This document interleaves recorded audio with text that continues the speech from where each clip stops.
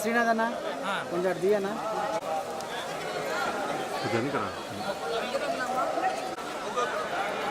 Phone ఎక్కువ రాసి వెళ్ళిపోతున్నారు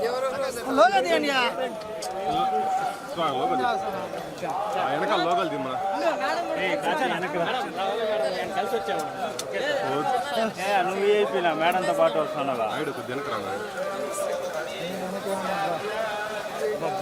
వైర్ ఒకటి మనం కొంచెం చూడండి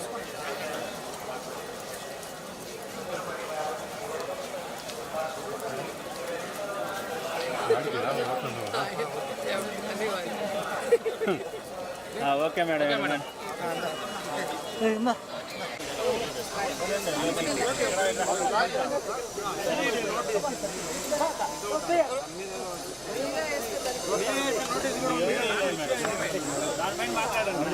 ఆంధ్రప్రదేశ్లో ఆడపిల్లలకి రక్షణ గురించి ఆలోచిస్తే చాలా బాధాకరంగా ఉంది.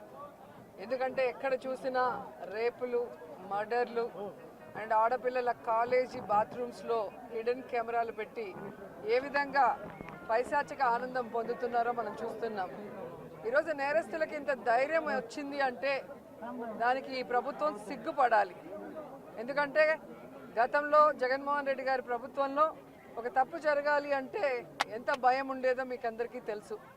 సో ఎవరైనా కూడా దిశ యాప్ని యూజ్ చేయకుండా ఏదైనా అఘాయిత్యానికి అమ్మాయి లోబడితే 24 గంటల లోపల నేరస్తుల్ని అరెస్ట్ చేసి వారిని శిక్షించే విధంగా చట్టాలని కఠినతరం చేశారు. కాబట్టి ఆ రోజుల్లో ముచ్చుమరి లాంటి ఘటనలు జరగటం అనేది మనం చూసుండం.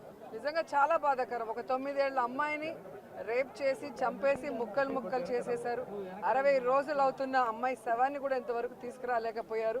అసలు ఆ కుటుంబాన్ని పరామర్శించడానికి సీఎం గారు కానీ హోంమంత్రి గారు కానీ వెళ్ళలేదు అంటే కారణం ఏంటో నాకైతే అర్థం కాలేదు.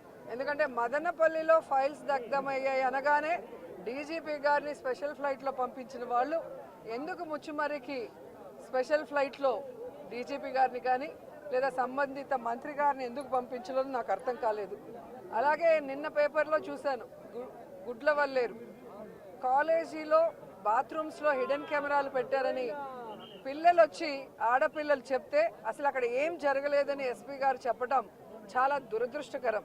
ఈరోజు 300 మంది పిల్లలు ఈరోజు న్యాయం కావాలంటూ ధర్నా చేస్తుంటే ఇప్పుడు విచారణ చేస్తామని దిగిరావటం అనేది మేమంతా కూడా గమనించాల్సిన విషయం. అలాగే ఈ ప్రభుత్వం వచ్చిన తర్వాత మీరు చూస్తే ర్యాగింగ్ భూతం ఎలా ఎక్కువైందో మనం కళ్ళారా చూస్తున్నాం. నారాయణ కాలేజీలో మెడికల్ విద్యార్థినిని ర్యాగింగ్ చేసి చంపేశారు. అలాగే కలికిరిలో జేఎన్టీయూలో విద్యార్థి ర్యాగింగ్ చేయడం వల్ల ఎలా ఆత్మహత్య చేసుకుందో గమనించాం. అంటే గత 5 సంవత్సరాలు లేని ర్యాగింగ్ భూతం మళ్ళీ ఈ ప్రభుత్వం వచ్చాక ఎలా పిల్లల ప్రాణాలు తీస్తుందో మనం గమనించాల్సిన విషయం. నేను ఈ ప్రభుత్వానికి ఒకటే చెప్పగలను, రెడ్ బుక్ రాజ్యాంగం మీద పెట్టిన దృష్టి ఇంట్రెస్ట్ పక్కన పెట్టి ఆడపిల్లకి రక్షణ కల్పించడంలో గౌరవాన్ని కల్పించడంలో మీరు ముందుండాలని కూడా వాళ్ళని కోరుకుంటున్నాను.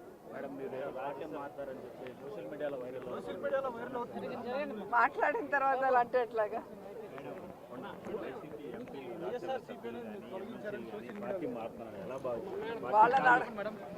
వాళ్ళని అడగాలి సార్, వెళ్తున్న వాళ్ళని అడగాలి. ఇది ఈరోజు కాదు, గతంలో కూడా జగన్మోహన్ రెడ్డి గారి ప్రభుత్వం అపోజిషన్లో ఉన్నప్పుడు 2014 to 19 కూడా ఇలాగ చాలా మంది మారారు. మారిన వాళ్ళు ఏమయ్యారో కూడా మనం కళ్ళారా చూసాం. సో ప్రజల చేత ఒక పార్టీ సిద్ధాంతాలు నచ్చి ఎన్నుకోబడిన ప్రజల పార్టీ సిద్ధాంతాలు నచ్చి ఎన్నుకోబడిన వాళ్ళు, పార్టీ నియమించిన వాళ్ళు ఈరోజు వెళ్ళిపోతుంటే వాళ్ళు ఆలోచించుకోవాలి వాళ్ళు చేస్తుంది కరెక్టా తప్ప అనేది. సో దీనివల్ల జగనన్నకో వైఎస్ఆర్సీపీ పార్టీకో ఎటువంటి నష్టం ఉండదు. ఎందుకంటే ఎప్పుడూ కూడా పార్టీకి ద్రోహం చేసి వెళ్ళిన వాళ్ళని ఎవరూ కూడా గౌరవించరు, క్షమించరు.